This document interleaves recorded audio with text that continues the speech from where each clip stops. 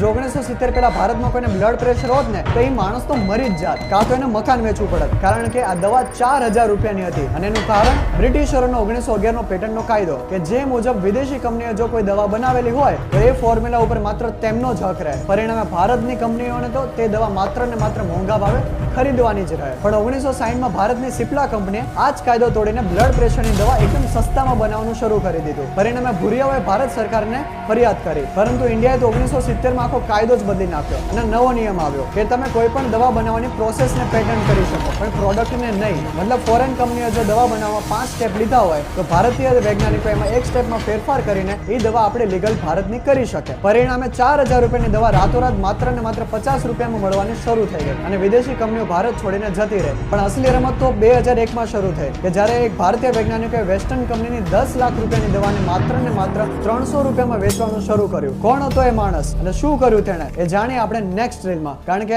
આ વાતથી દેશને ફરક તો પડે છે.